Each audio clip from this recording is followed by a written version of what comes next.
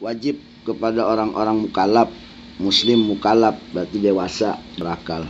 Ma'rifatun yaitu mengetahui bi anbiya para nabi. Tapi ada tafsir rinci, yang 25 ini harus rinci ya. Qad ulimu yang semua itu kita ketahui bitil kahujatuna di dalam hujah kita yaitu Al-Qur'an ya. Mana kurang lebih ma'rifatul anbiya mursalin ala sabil tafsil wajibatun, ini wajib ala kulit mukallafin minggir irkhos, tanpa ada dispensasi. Jadi mengetahui ma'rifat terhadap para rasul yang 25 ini tanpa terkecuali, minggir irkhos, tidak ada dispensasi. Jadi harga mati di dalam mengetahuinya. Wahum khamsatun wa isruna, yang jumlahnya ada 25, pasamaniatu asyarah yang 18 madhkurun itu disebutkan fi suratil an'am, pada surat an'am. Sekaligus pada surat an'am 18 para nabi disebutkan. Assalamualaikum teman-teman, berjumpa lagi dengan saya di sini di channel Bang Mo.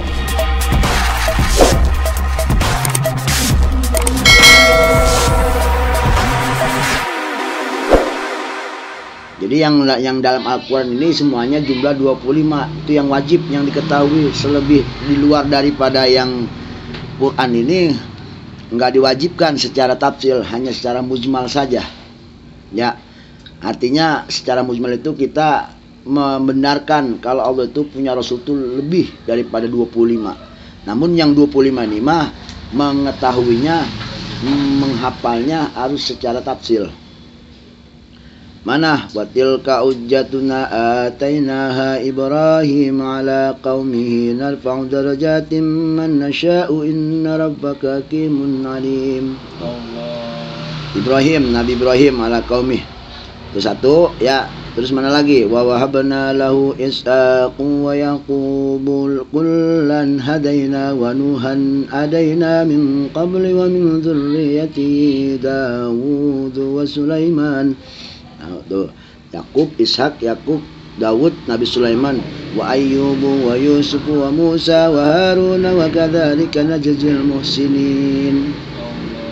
18 semuanya nih. Wa Zakaria wa Yahya wa Isa wal Yasa kullum minas salihin wa Ismail wal Yasa wa Yunus wa Lutan wa Ismaila wal Yasa wa Yunus wa Lutan wa kullan faddalna 'alal 'alamin. Ayat ini semua 18. Lalu sisanya dan semua 25. Nanti suratnya beda. Ini suratnya ada semua, yang 218 ini disebut pada satu surat, yaitu surat Al-An'am. Nah, Pahulai Samaniyah, pada surat An'am ini disebutkan 18 para rasul. Semuanya para rasul 18. Mana wahum Ibrahim, pertama Ibrahim, wa Ishak, terus Nabi Ishak ibnuhu ya, anaknya Nabi Ibrahim, Nabi Ishak. Wa Yakub, kemudian Nabi Yakub bin Ishak, Yakub bin Ishak. Wa Nuh, kemudian Nabi Nuh. Summa dzurriyyatuh, kemudian turun Nabi Nuh. Mana? Yaitu Daud. Daud bin Isha, kemudian Isha wa Sulaiman ibnu. Kemudian Nabi Sulaiman ibnu, anak daripada Nabi Daud, ya kan? Nabi Sulaiman bin Daud. Kemudian Ayub bin Amus. Kemudian Yusuf bin Yakub, wa Musa bin Imran, Nabi Musa bin Imran, wa Harun, terus Nabi Harun akuhu Musa, ini saudara laki daripada Nabi Musa itu sendiri. Wa Zakaria bin Aden, kemudian Zakaria bin Aden, wa Yahya bin Zakaria, wa Yahya, kemudian wa Isa ibnu Maryam, wa Ilyas dan Nabi Ilyas bin Yasin, wa Ismail bin Ibrahim dan Nabi Ismail bin Ibrahim, wal Yasa dan Nabi Yasa, Aktub, wahwa Aktub, yaitu Aktub bin Ajuz, namanya Aktub bin Ajuz. Kemudian Yunus bin Mata, Walud bin Haron, akhi, saudara, sama ini saudara daripada Nabi Ibrahim. Wal baki, sisanya yang 18, min khamsina wa isrina sab'atun, yaitu 7. Diucapkan dalam nadom ini Idris, Udul, Syuaib, Soleh, wa kada, Dzulkifli, Adam bil Mukhtar, Qad khutimi. Idris, Hud, Syuaib, Saleh, Dzulkifli, Adam, dan Mukhtar, yaitu Nabi kita Muhammad sallallahu alaihi wasallam, qad khutimu sebagai penutup daripada para nabi yang 25 ini dan semua para nabi selain lainnya. Ya. Haulai sab'ah, ini 7. Mana dalam Al-Quran? Oh, ini disebutkan dalam surat Anbiya kalau yang ini, yang 7. Jadi yang 18 surat An'am, yang 7 pada surat Al-Anbiya. Mana? Yaitu mana wahwa surah wal Anbiya, surat Anbiya, yaitu dua nabi Saleh dan Syuaib, dan pada surat Hud Nabi Adam, dan kemudian pada surat Hud ya surat Anbiya Saleh wa Syuaib di surat Hud, Nabi Saleh pada surat Anbiya dan Nabi Syuaib pada surat Hud. Kemudian wa Adam, Nabi Adam, ini Al-Baqarah juga udah sebutkan wa 'allama Adam al-asma'a, ya kan, wa 'allama Adam al-asma'a. Kemudian Rasulullah disebutkan di mana? Ya, itu dalam ucapan Allah Subhanahu wa taala, Muhammadur Rasulullah, ya. Banyak. Jadi jumlahnya semua yang disebutkan dalam Al-Quran 25, dan ini yang wajib dihafal secara tafsil, secara rinci. Kalau selebihnya berarti cukup secara mujmal saja. Ya, arti mujmal itu arti begini, ya saya yakin, ya saya membenarkan, ya saya mengiyakan kalau Allah memiliki para nabi dan para rasul, gitu aja. Nggak usah disebutkan beberapa bilangannya, walaupun memang kemarin pendapat ulama banyak yang menyebutkan jumlah bilangannya dan sekian. Ada yang seperti bilangan daripada Ahlu Badar, yaitu 113, ya kan, 313 orang. Namun itu kan riwayat-riwayat yang dhaif, yang lemah. Yajibu iman bihim tafsilan, ini wajib mengimani dengan secara tafsil. Jadi bukan hanya kita beriman kepada para rasul yang 25, tapi juga harus mengenal ma'rifat secara tafsil. Ya, warusulan. La ya'lamu adaduhum, adapun jumlah nabi selain yang tadi yang 25 ini enggak ada yang tahu, illallah, kecuali Allah bilangannya. Hanya Allah yang tahu bilangannya. Ya, fahum ghairu mahsurin, tanpa kita tahu berapa nominal sebenarnya, cuman Allah yang lebih tahu. Kita nggak tahu nominal para rasul itu ada berapa semua. Ya, itu kita diwajibkan hanya cukup untuk mengimani secara ijmal saja. Tapi walaupun wakilah bi asrihim, walaupun menurut satu kaul juga ada yang menyebutkan bilangan tertentu, ya gitu. Sebab kenapa alasan kita supaya tidak membatasi nominal daripada jumlah Rasul Allah yang begitu banyak, luar biasa, tanpa ada bilangan yang ditentukan, cukup kita dengan beriman secara mujmal saja. Sebab lakin aula adamu hasrihim, tetap dikatakan oleh ulama lebih utama jangan membatasi. Cukup kita hanya cukup beriman kalau Allah itu punya para rasul begitu banyak.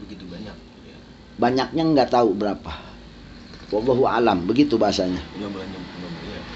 Kenapa? Sebab kalau umpama kita di alasan musonif supaya lebih utama kita tidak membatasi nominal para rasul itu, supaya nanti tidak kejadian hal-hal yang tidak diinginkan, sehingga lakin al-aula adamu asrihim fi adadil muayyan, tanpa kita membatasi ada berapa bilangan nominalnya, yang jelas serahkan kepada Allah, supaya li'alla yakhruja minhum man huwa minhum, supaya kalau takutnya kita membatasi umpama 13 atau umpama ada 1000, takutnya ada lebih, berarti kan umpama lebih satu orang, berarti kan 1001. Nah, kalau kita membatasi bilangan umpama 1000, ini satu orang kan Rasul juga, jadi takutnya nggak dianggap ini. Apa hukumnya? Nggak boleh. Berarti kita nggak beriman sama Rasul satu, haram hukumnya. Oh, nggak boleh. Kristiani aja kenapa mereka itu orang-orang sebut orang kafir? Karena cuma kagak percaya sama satu nabi doang, nabi kita doang dia mah. Nabi Adam semua percaya, cuma Nabi kita doang yang jaga percaya. Ini yang jadi. Takutnya kalau kita membatasi 1000 umpama satu orang padahal ada satu lagi. Berarti kan satu kita nggak anggap. Kita menafikan, hukum kita mengingkari, maka hukumnya haram, nggak boleh. Iya, tujuannya seperti itu. Makanya udah wallahu alam, Allah yang tahu berapa jumlahnya. Yang 25 mah wajib. Kalau yang selebihnya yang nggak disebutkan dalam Quran itu, yang penting kita hanya beriman kalau Allah itu para Rasulullah banyak. Kita nggak bisa membatasi berapa banyaknya.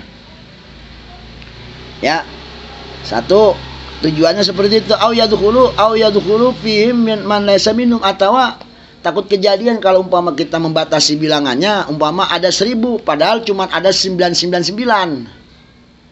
Satu orang kita tambahin padahal satu orang ini bukan nabi. Berarti sama aja kita menabikan orang yang bukan nabi. Sama itu juga nggak boleh. Haram hukumnya. Orang bukan rasul. Ya.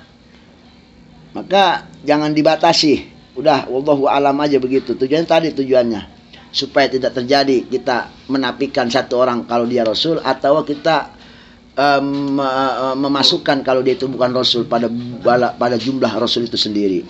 Gitu. Bikasih ada di wa amatil riwayat bahaya akhbar. Adapun riwayat-riwayat yang tadi tuh, supaya ada yang bilang ada sekian, ada yang bilang 313, ya kan? 314, 315. Itu riwayat-riwayat ini akhbar ahadiyah, itu hadis-hadis ahad dhaif.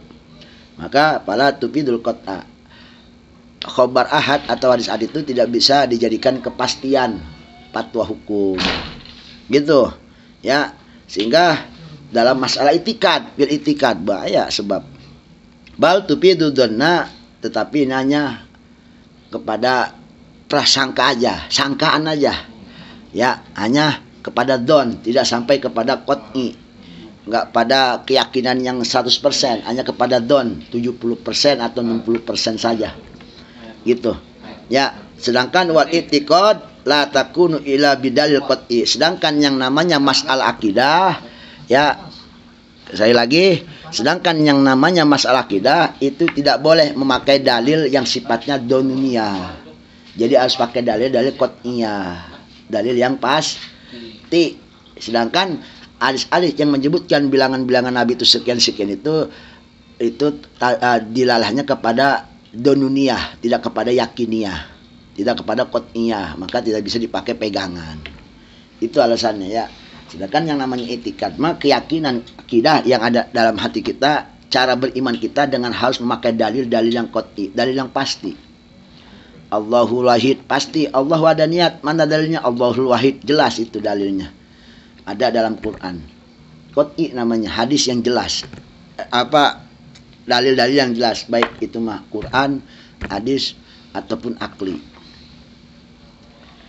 Maka qala ta'ala fi suratil Ghafir, mana dalilnya kalau Allah ini memiliki rasul selain yang 25 ini?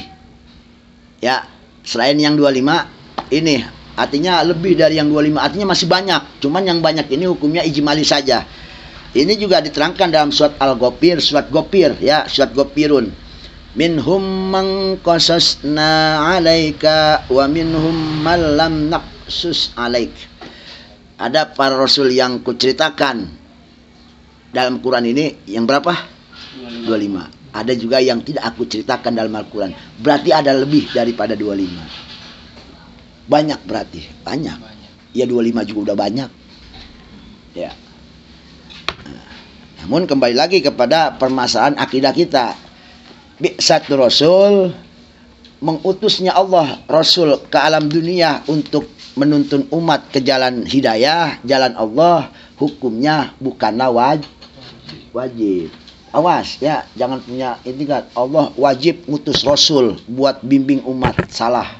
Itu akidah Mu'tazilah, itu akidah yang dicela dan itu akidah yang sesat.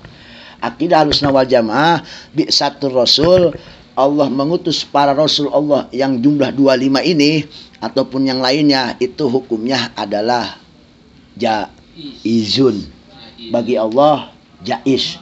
Boleh Allah utus ataupun tidak. Ya. Paham? Nah, adapun mengimani Allah mengutus Rasul hukumnya wajib. Itu bedanya. Mengutus Allah kepada Rasul ke dunia untuk membimbing umat hukumnya jaiz. Adapun kita mengimani Allah mengutus Rasul ke alam dunia hukumnya wajib. Kenapa? Ya karena Allah hukumnya kenapa satu Rasul itu hukumnya jaiz? Artinya nggak wajib sebab Allah nggak butuh makhluk. Para Rasul itu kan makhluk. Allah nggak butuh makhluk. Allah nggak butuh makhluk. Ya, paham? Nah, beda dengan keyakinan firqah Islam selain Ahlussunnah wal Jamaah seperti Mu'tazilah. Mereka mengatakan wajib Allah itu mengutus Rasul. Oh, paten berarti dia. Hebat itu Mu'tazilah. Makhluk bisa ngewajibin. Merentah gitu sama Allah. Merentah seakan-akan ya kayak kita wajib PPKM. Iya. Kalau enggak PPKM habis kita ya kan. Kayak apa? Berarti kayak Mu'tazilah ini hebat gitu, bisa merentah Allah. Utus Rasul gitu. Padahal bagi Allah itu enggak wajib. Mengutus Rasul itu enggak wajib. Hukumnya jaiz, sah-sah aja. Mau ngutus mau enggak itu urusan Allah. Paham? Sebab masalah hidayah Allah yang ngatur, cuman syariatnya melalui para Rasul. Rasul nggak bisa ngasih hidayah. Kiai Ajungan nggak bisa bikin santri pinter, enggak. Atau siapa kiai bisa bikin santri pinter? Profesor bikin orang hebat, enggak. Guru nggak bisa bikin murid cerdas, enggak. Guru Iqra nggak bisa bikin murid itu bisa baca Iqra. Muammar ngajar orang Qori itu nggak bisa Muammar tuh bikin bisa orang suara cakep Qorinya bisa jadi hebat, enggak. Semuanya yang bikin itu Allah. Adapun guru, kiai, ulama, ustadz, guru Iqra, guru guru ini itu cuman wasilah, perantara doang. Tapi mereka nggak bisa bikin pinter, nggak bisa nyetak orang pinter. Yang bikin pinter Allah. Kita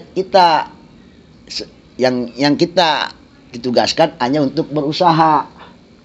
Ditugaskan berusaha. Usaha itu tugas kita dan usaha itu perkara mulia. Maka kerjakanlah perkara yang mulia yang namanya usaha. Usaha pengen pinter ngaji. Usaha pengen kaya dagang usaha. Itu namanya usaha syariat. Yang bikin kaya mah Allah, bukan dagangan. Banyak orang dagang masih melarat aja. Ya kalau umpama orang katanya dagang bikin kaya, banyak yang dagang masih pada kere. Dan saya yakin kalau umpama memang dagangan itu bisa bikin kaya, nggak ada yang kagak dagang, dagang semua orang kaya yang dagang kaya, yang bikin kaya dagangan. Kerja itu nggak bisa bikin orang sukses, yang bikin sukses mah Allah. Kerja mah itu cuma syariat kita, usaha kita. Lah kalau umpama kerja itu bikin orang sukses, saya yakin semua nggak ada yang mau ngapain pada kerja semua bikin sukses. Tapi kan kenyataan banyak orang kerja nggak ada yang sukses. Berarti kerja itu nggak bikin sukses. Yang bikin sukses Allah.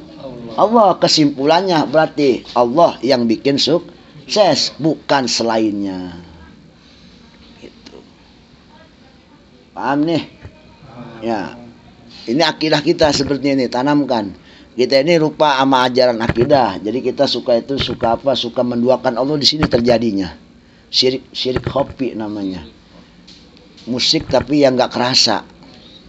Iya, kita suka menduakan Allah dengan tahta, kita suka menduakan Allah dengan hayalan, kita suka menduakan Allah dengan kekuatan, kita suka menduakan Allah dengan kekayaan, kita suka menduakan Allah dengan kepintaran, dengan kecerdasan dan lain sebagainya. Padahal itu semua makhluk Allah dan itu nggak ada apa-apanya bagi Allah. Nggak ada yang hebat kecuali Allah. Nggak ada yang mantap kecuali Allah, nggak ada yang jitu kecuali Allah. Semuanya makhluk hitungannya. Jadi jangan takut kepada selain Allah. Kita sama jenderal aja takut. Jenderal itu makhluk, ngapain pakai takut? Dia juga berak. Iya, waktunya copit juga sakit perut ya. Ya kan, apa bengek ya kan. Jadi nggak usah takut kecuali kepada selain. Jangan kita ada yang kita takutin. Ya, kecuali kepada Allah. Allah Subhanahu, yang diwajibkan kita terhadap manusia, terhadap makhluknya saling hormat, menghormati doang, bukan saling takut-nakutin, takut menakutin. Ada jenderal sombong banget, takut nakut-nakutin orang, baru megang tembakan doang nakut-nakutin orang. Nanti ada yang megang bom lagi, nakut-nakutin megang tembakan. Lu megang bom, megang bom. Nembak mati satu, bu ngebom mati 20 orang. Artinya apa? Di dunia itu jangan ada yang kita takutin, toh semuanya juga apa? Ada langit di atas langit. Istilahnya begitu. Jadi kita yang punya segala-galanya jangan sombong, ada lagi di atas kita. Dan kita yang di bawah juga sama orang kayak gitu jangan kita ada takutin, apa kita risihin. Lah semua juga Allah yang atur. Mati hidup kita Allah yang atur. Ya, tugas kita hanya syariat. Tapi janganlah kau menduakan Allah. Ini akidah yang model gini yang sering kita lupain. Bener nggak? Banyak nggak orang yang menduakan Allah? Oh banyak. Ya. Kita nggak kerasa. Ya, menghebatkan sesuatu selain Allah itu udah menduakan Allah. Iya. Tergantung kita baca pakai iman apa pakai nafsu. Kalau yang baca nafsu, aduh bisa bahaya iman kita rontok. Kita biasanya kan ngomong, oh dia hebat, dia hebat. Ya hebatnya itu bicaranya disaring iman apa kagak kan begitu. Kalau saring iman ya pastinya kita hanya hebat, ya hebatannya menurut manusia, menurut makhluknya yang ada di bawah dia derajatnya. Kita ngomong jenderal hebat, ya karena kita bandingin sama yang di bawahnya. Kayak meyakinkannya kita membandingkan kepada yang di bawah. Tapi kalau meyakinkan kepada Allah ini salah, bahaya. Nggak ada yang hebat kecuali Allah. Paham nih ya? Maka ini dalil daripada ada Rasul yang diceritakan oleh Allah, jumlah ada 25 dalam Al-Quran. Nah itu yang wajib kita kenal, makrifat secara tafsir. Adapun selebihnya kita tidak diperkenankan untuk secara tafsir. Cukup kita hanya meyakinkan. Kenapa? Ada ayatnya. Kita harus mengimani Nabi selain Rasul, selain yang 25 ini. Mana? Yaitu minhum man qasasna wa minhum malam naqsus alaik wa minhum malam naqsus alaik.